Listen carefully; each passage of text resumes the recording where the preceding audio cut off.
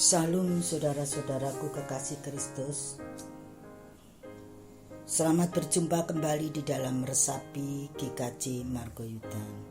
Saudaraku, sebelum kita menerima sapaan firman Tuhan, mari kita masuk hadirat Allah, kita berdoa. Ya Allahku yang maha mulia, Allah yang tidak pernah meninggalkan perbuatan tangannya sedetik pun bagi kita semua, Allah yang mengasihi, dan pada saat ini, pagi hari ini Engkau telah membangunkan kami kembali, menatap hari yang telah Kau sediakan, dan juga Engkau telah menyediakan udara yang segar untuk nafas kami, dan juga air untuk mengguyur badan kami dan menetesi tenggorokan kami. Terima kasih Bapa. Lagi pula pada saat ini Engkau memanggil kami duduk sejenak untuk menerima sapaan firman-Mu. Kiranya sapaan firman bermanfaat bagi kehidupan kami dan bisa kami lakukan di dalam kehidupan kami sehari-hari. Terima kasih Bapa, berkat-Mu pada pagi hari ini kami sambut dengan sukacita. Haleluya, amin. Saudaraku yang terkasih di dalam Tuhan kami Yesus Kristus, sapaan firman pagi hari ini dengan tema pertobatan seorang saleh.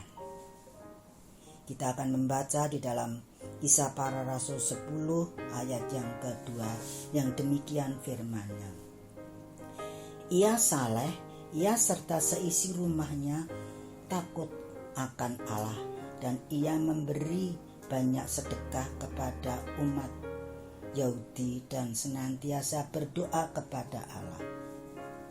Saudaraku, dalam bacaan firman Tuhan di atas, seorang yang saleh menerima Yesus Kristus sebagai Tuhan dan Juru Selamatnya. Yang pertama, Kornelius seorang saleh. Ia seorang beragama, lagi saleh, ia takut akan Allah. Ia memberi banyak sedekah.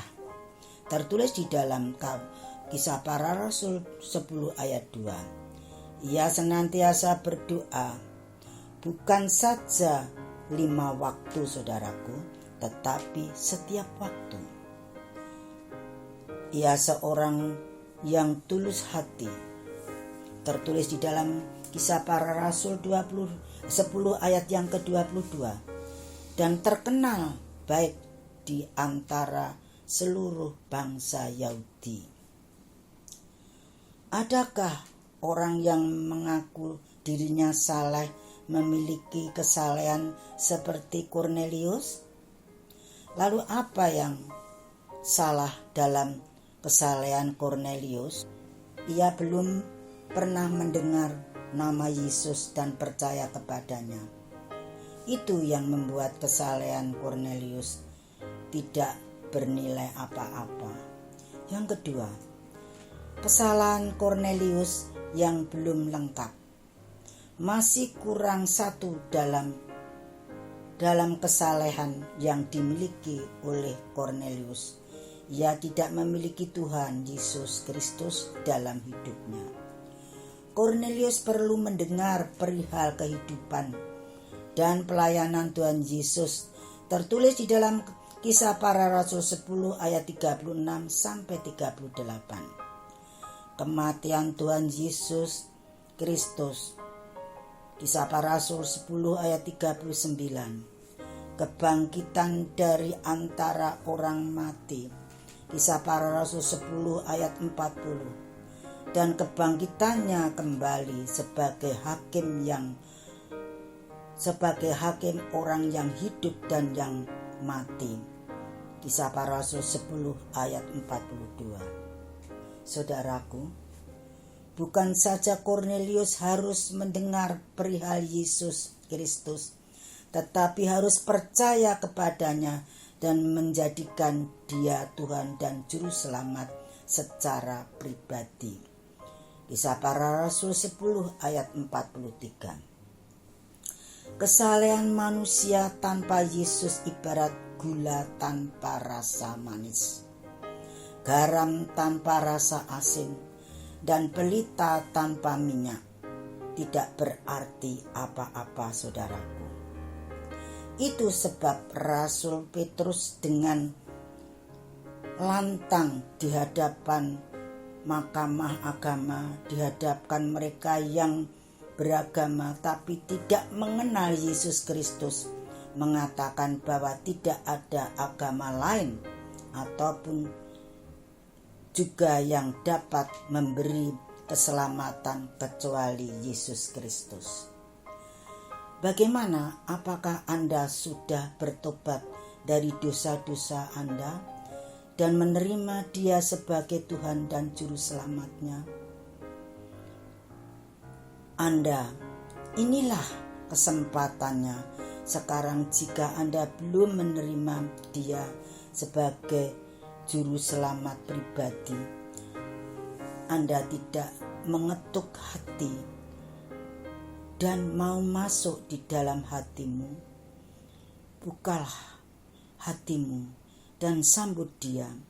Biarkan Dia masuk dalam hatimu dan menjadi Tuhan dan Juru Selamatmu pribadi yang sejati. Saudaraku, inilah contoh seorang saleh yang bertobat. Dia mengerti tugas-tugas kebaikan, tapi dia belum mengenal Yesus.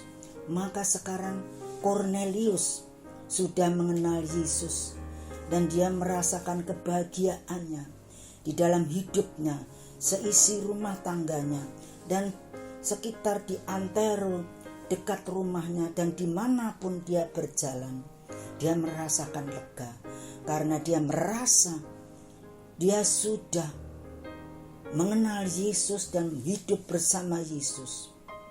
Inilah yang dikatakan pertobatan orang saleh. Saudaraku, mari suri teladan Kornelius ini kita pakai. Dia berdoa tidak hanya 3 kali pagi, siang, dan malam, namun setiap saat dia bertemu siapa saja pasti ia mendoakan. Meskipun belum mengenal dan orang itu juga belum mengenal Yesus, namun Kornelius ini terus berdoa, dan Kornelius juga dipakai Tuhan untuk menjadi alat Tuhan. Inilah saudaraku, camkanlah baik-baik contoh ini. Kornelius perlu sekali kita contoh.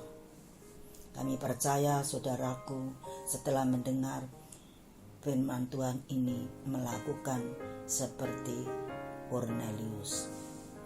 Terima kasih.